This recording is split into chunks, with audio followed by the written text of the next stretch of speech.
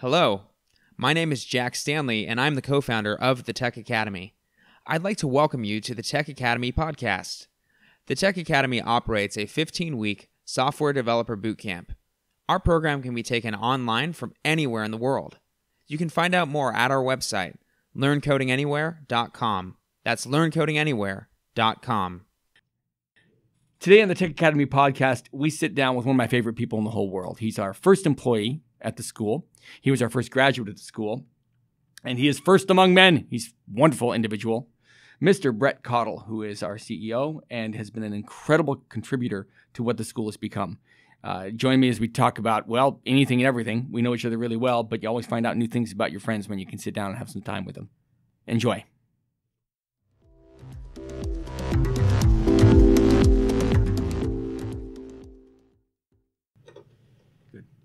You have a background in sound and audio and everything. Where'd that come from? Came out of nowhere, actually. Just grew up liking music, and then I decided to start doing stuff with music and recording, and yeah. Do you play instruments? Yeah. What do you play? I play guitar, piano. I play the drums, kind of Really? like those classic band instruments. Did you ever put together a band? Yeah, I've actually been in a few bands in the past. As an adult or a kid? When I was young, starting at about 15, I played in a band, and then when I was an adult, I played in a couple bands as well. What genres? Let's see. When I was younger, we did kind of 90s popular / alternative type of music. And then when I was an adult, I played in kind of we played all types of dance music. It actually wasn't my favorite kind of music, but that's what I did. Okay. Yeah. You ever play Nirvana? We played a couple of Nirvana songs, yeah. Very cool. Yeah. So one of those things that they have on the interweb sometimes where it's, young kids, 8, 9, 10 years old, and they have them listen to popular music from 20, 30, 40 years, right? Yep, definitely seen it. Love that. It makes me feel really old. Yep. That's great. Do you play music around the family now, or do you guys ever have family get-togethers and you're making music? Mostly I'll just play with I'll just bring out the guitar and play with the kids, and they love that. That's very cool. Yeah, that's basically all I have time for anymore. Yeah. Yeah. Can you sing? I can sing, but I'm not a singer. Okay. Yeah. Very cool. Decent pitch, but not great tone quality. Okay. Yeah. I was thinking about actually writing some songs. I can't. Oh, really? I can't do the music for it, Yeah. but I am a writer. Wow. Okay. And- yeah. Yeah. So I'm thinking hardcore gangster rap combined with Irish folk. Is that a genre you think that'll? It would I think it's probably got work. legs. I think. Yeah. Yeah. Just- Gangster leprechauns is kind of how I'm thinking. Yeah, you could probably do that. I don't see why it wouldn't work. So yeah, definitely go for it. Follow your dreams. That's what I always say. Yes. Follow your dreams. To the end of the rainbow. Yep, all the way to the end. The pot of gold. You will Wow. make it. I realized as I was getting ready to sit down and talk with you that I had forgotten what you were doing when you found the Tech Academy. What kind of work were you doing? I was doing two things. Go ahead. Yeah, one, I was working in the public school system. I was working in elementary school, working with kids with special needs, which was great, actually. I loved doing that. But then on the side, this kind of goes back to music. I wrote music for movies and other other things like that. Independent films, and Wow. so yeah, I kind of had two streams of money coming in, and so yeah, that was a lot of fun. I do that every once in a while, but like I said, I don't have a whole lot of time anymore. So Yeah. Well, I'm a harsh taskmaster. We keep you busy here. You're working. Yeah. Are you working 18 or 19 hours a day at this point? Probably closer to 19. Okay, good. That's Yeah. exactly how it should Yeah. be. What was the transition from working in academia and the education system and moving over to technology? What was that like for you? It was actually it was very easy. The here's the thing. In my mind, whenever you get into, and I hate to be political, but anything that involves government and things aren't run, as efficiently as they could be, I just have an issue with that. And after so long, I just think, you know what, I'm all about going the untraditional route where, I want to learn something. I want to learn it the way that that's effective for me to learn it. I want to be part of something that just, there's no, outside regulation, intervention that just kind of holds me back from this type of stuff. And so that's one of the reasons I love working in this industry. This industry is one of the least regulated industries there are, and so therefore it kind of fosters creativity and things like that. And so I thought the whole move from there to this was great. Although I loved what I did, it just kind of brought more freedom, I would say. That's excellent. I've seen some of the same things. I was talking with my hairdresser the other day and asking her about, because I'm just interested in career schools, obviously. Someone dresses your hair? Absolutely. In a little beanie hat. Yeah. Yeah, and makes sense. Yeah, and a kilt. Okay. Right? Yeah, it's the whole Irish, Scottish sort of thing. That makes sense, yeah. So I'm just interested in obviously in career schools and how they work. And it turns out, and maybe you already knew this, hairstyling, hairdressing, barber, and skin and nails and all, incredibly regulated. Yeah. Highly governed and manipulated and controlled by state governments. I had no idea. Yeah. I mean, I guess on the one hand it makes sense because you have sharp weapons of or implements of that's combat. true. Yeah. She's got a straight razor, but just one of those things. Wow, yeah, really? Like if you don't get the exact right certificate at the end of your training, then if you move to another state and want to actually work, you have to go through their whole process. I'm like, who's going to make a software developer do that? Yep. Can you code? Yep. Yeah, I mean, in this industry, if the more regulation there is, well, it's really with any industry. The less incentive there is to really be a part of something that is as big as what this industry produces. So anyway, at least for now, it's great to be a part of it. That's very, very cool. Yeah. Wait, at least for now. At least for now, until something happens in the future where we've got we've already got stacks of regulation and things. But I like where we're at now, and I hope that there continues to be that freedom in this industry to continue to do what we do. I agree, and I think we can actually make a difference over in the academic world as well. Yeah. I mean, many of our listeners know that we're partnered up with Concordia University. Yeah. Obviously, because you were key in helping set that up. Yeah. I really do have a vision of a hybrid degree where a person could come out of high school, 18 years old or whatever, and go to college, but be done in 2.5 years and be really well versed in computer science fundamentals and the other cool stuff, like the experience you can get out of college in terms of some of the humanities and and an appreciation for human culture and personal interaction. Those things are great, but also the real practical tools that a boot camp can deliver them. I mean, I think you could be 20, 21 years old, college graduate, have a degree, and be making a fantastic living. I'd love to see that. Yeah. I'd love to see that. Well, you go through, 18 years of your life and, you really don't come out of high school, generally speaking, with any real practical skills. Mm-hmm. No, of course, there's things you learn that are, obviously beneficial, that are extremely important. With my kids, I consistently will. I have a big whiteboard at home, and and I give lectures and do this kind of thing, and we go over things that aren't taught in schools. They teach coding now. Coding is becoming bigger and bigger, but we do that as well. And but I love the idea of ensuring that my kids have have the opportunity to really, learn practical skills and things that for things they can do.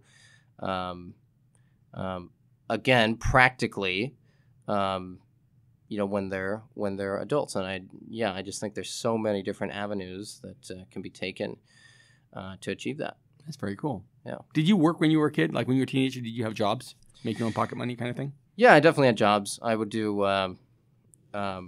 I sold newspaper subscriptions door to door when I was 11, 12, and then I remember I lived in Alaska for quite a while, and I remember I would go door to door, and I would knock on doors, ask if I could shovel people's walkways. And you know what's crazy about this is now that I'm an adult, I charged $1 to shove their walk. Basically, I would shovel as much as they wanted for $1, and almost no one said yes. And back then, I thought, oh well, $1 is kind of a lot of money. It's not. So it makes sense that most people can turn me away. But now I look back and I think, wow, it was only $1. What a deal! Almost no one ever did. But anyway, if we get a storm this winter, by the way, I'm calling you over to my house. Okay, good. Yeah, I will. $2. I'll pay you $2. Okay, I'll invest in a snow shovel. Yeah. Other than that, I worked. Also worked on swimming pools with repair. So throughout teenage years. So yeah, I always had something. Like they drain the pool and you're fixing the actual walls of it, or yeah, that kind of stuff. And a lot of all different types of. How did you pull in a job like that? That's random. That's really cool. It's actually from my dad has worked on swimming pools since he was a kid. Wow. And so I would work with him. Yeah. Circulating pumps and filters and all that kind of stuff too. Yeah, basically anything you can think of. Yeah, except for actually installing the pool, but everything else. Yeah. Yeah. Yep. Wow. That's a unique job. That's very cool. Yeah. Wow. Yeah. Have you ever had a stretch of life where you're not working? No,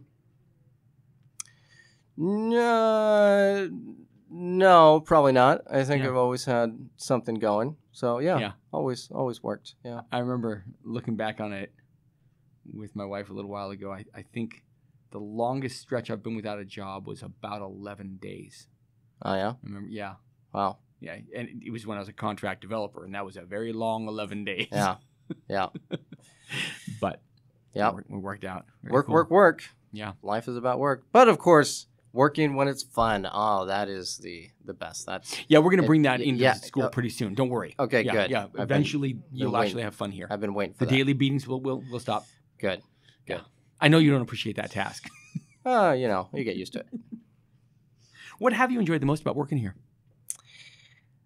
I would say probably over anything else, it's probably the people that I get to work with, because everyone is your friend, and most people like me. But can't win them all. But no, we're all everyone's friends here, and the job just in general of knowing that students are actually succeeding and getting to a point in their life where they can be, happy with where they are. It's amazing to see. I mean, I would love to be in this industry for the rest of my life. So hopefully that's the case. That's very cool. Yeah. Yeah, you remember those first few graduates going out the door and they're getting jobs. You're like, oh man, it's working. Yep. I remember the first time we got a second hire. I think Fast CRM called or whatever and said, hey, that worked out. Can we have another developer? Oh, wow, it worked. Yeah. We've got hundreds now. Yeah. And it's amazing to see. Very, very cool. Yeah. Where do you guys vacation when you do vacation? We don't vacation very often. We went to Disneyland last year, but I think that was our first real vacation, mostly because I don't like vacationing. Now, my wife, she likes it, so we'll go, someplace. We don't never go anywhere huge. Like we'll go to the beach or something. But unfortunately for her, I just do not like. My idea of vacation is being home and reading or learning or listening to lectures. Everything in my life is about learning. That's just what I do in my free time. Fantastic. So yeah, I know. So when I have time to do that, it's amazing. So I'm standing in line waiting for the Matterhorn. I could be reading right now. Yeah, that's right. So luckily, yeah, it was fun at Disneyland though, having the kids there. The kids enjoyed it. Yeah, so they all enjoy it. There's a lot of standing though. Oh, yeah. Even though we went in a kind of somewhat of an off season, there's still quite a large crowd. Oh yeah. So yeah, it's When you were a kid, were you excited to go to Disneyland? Like, was it like? Yeah, definitely. I love Disneyland. You know, my wife realized the other day that Harlan, my youngest, never been to Disneyland. Really?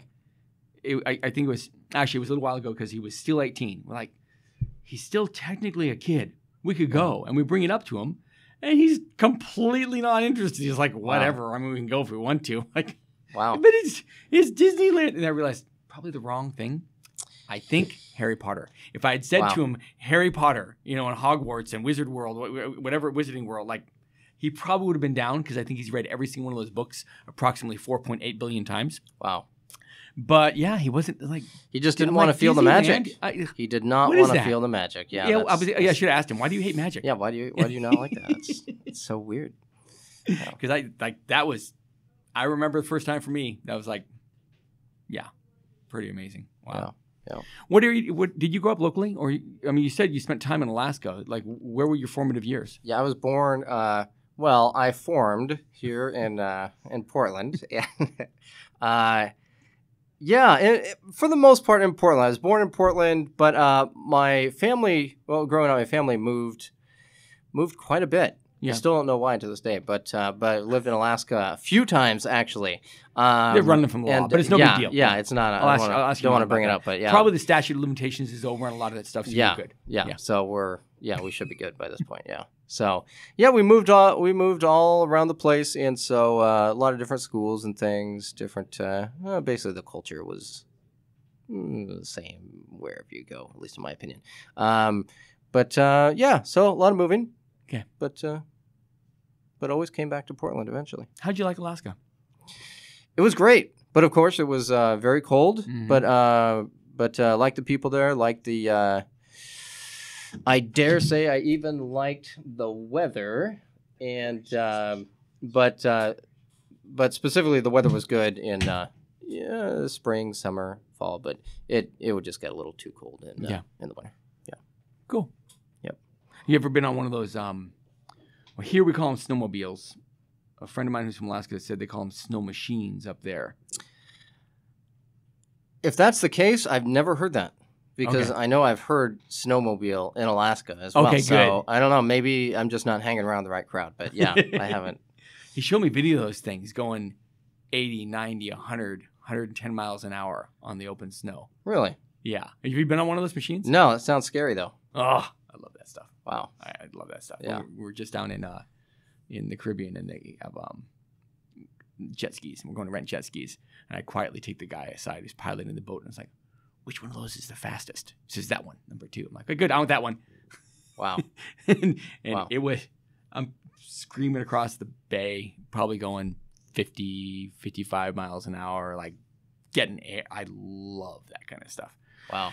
My wife doesn't really appreciate that I do that. Sounds fun, but just scary. Yes. Scary. Yeah. Yeah. That's part of the fun. Yeah, absolutely. Bit of an adrenaline junkie. Yeah. Have you been out of the country? Have you traveled? Well, apart from Canada, yes, I was in Guatemala for a couple years, and so I speak Spanish. It was for a church mission, so a church missionary, and it was a great experience.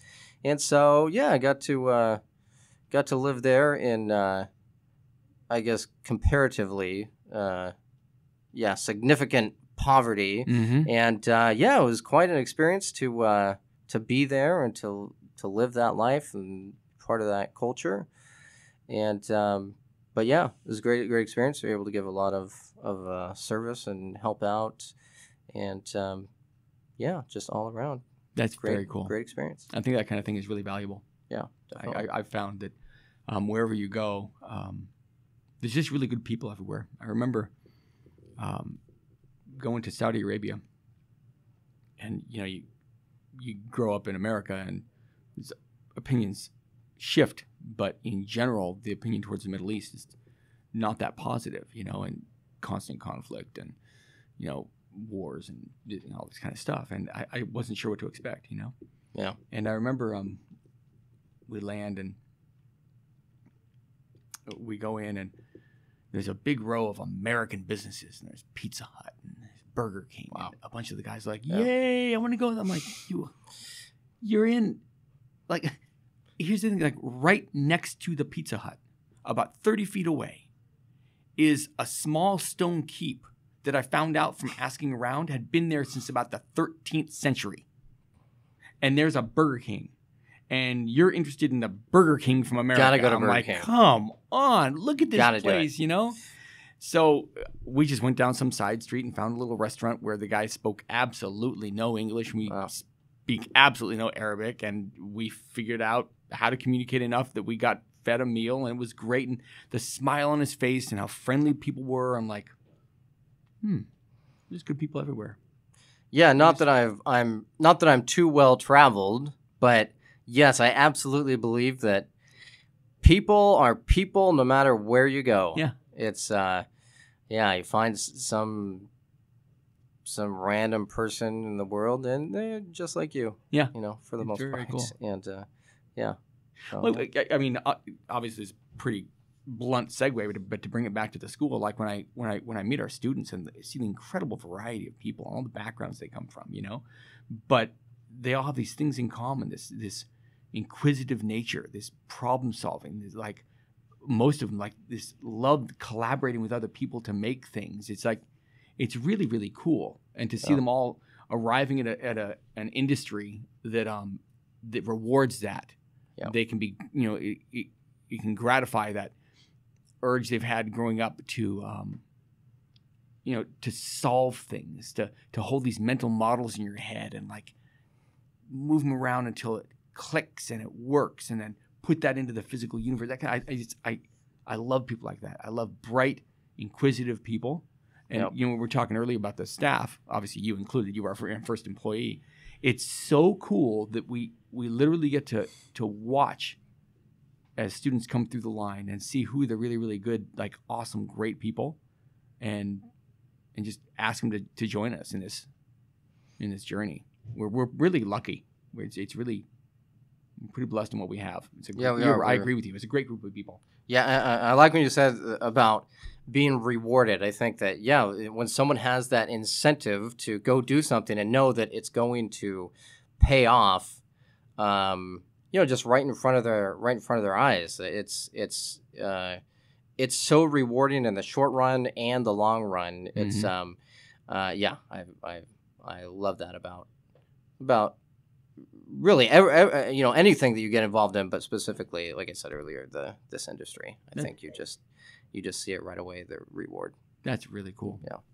Well, I don't often get a chance to just acknowledge people individually, right? But you are, and always will be, you are our first employee, and I realized very early on as we built this thing that its eventual form wasn't going to be solely what I had in my mind. And that was actually exciting because the collaborative activity that software is, I wanted that same thing here. And if you have enough people working towards the same goal, especially when it relates to something really positive and awesome like helping people to the degree we do, man, just accept everybody's contribution and viewpoint and input. And you've helped so much over the years to help this become the place it is. And I really do appreciate it. Thank you. Yeah. Thank you. Cool. Yeah, like I said, it's having those the being surrounded by those same types of personalities. Everyone wants to help each other and help not just this school grow, but everything about the industry. It continues to move forward, and everyone wants it to move forward, and everyone just has such a good attitude about it. And it's great. It's really rare to have that in a workplace, isn't it? Yep. It's really, really rare. Yep. So, excellent. Well, thank you for sitting down with me. I appreciate it. Thank you for talking with me. Cool. Okay. Was that about 20 minutes? That was 24 minutes. Hi, this is Jack Stanley again, co-founder of the Tech Academy. I hope you enjoyed today's podcast. I'd like to leave you with a suggestion. We call this Jack's Random Tips. Today's tip is, sometimes work can get stressful. Tight deadlines and excessive pressure can result in too much personal strain, especially when you're bugged. There are several actions you can take to lessen your stress level. For example, you can talk it over with a coworker. Sometimes getting another person's perspective can be helpful. I can't tell you how many times that having an exterior viewpoint to my situation helped me out of a bind. Sometimes we miss things right in front of our face. Some of the most obvious solutions have been given to me by others. Advice can assist you when you're having a rough time. Also, it can be good to take a 10-minute break from what you're doing and then hit it again. A common action that software developers take when they're bugged is to go take a walk. At some points, extracting yourself for a minute, putting your attention elsewhere, and then coming back to your task after you've relaxed a little bit can help. Whatever methods work for you, simply put, the best way to lessen stress is to do whatever lessens your stress. Insurmountable barriers and problems with no apparent solution solve more easily the better you're doing. The only thing I would add is that if there is a recurring source of stress at work, such as a negative coworker, confront the issue and see what can be done to permanently rectify the situation. In other words, if there's a thorn in your side, there are ways to mitigate the pain, but it's best to just pull it out. And again, if you are interested in enrolling in our Software Developer Bootcamp, please visit our website, learncodinganywhere.com. Whether you're looking for a career change, you're unemployed, or fresh out of high school, the Tech Academy is the perfect option for those interested in breaking into the technology industry. learncodinganywhere.com.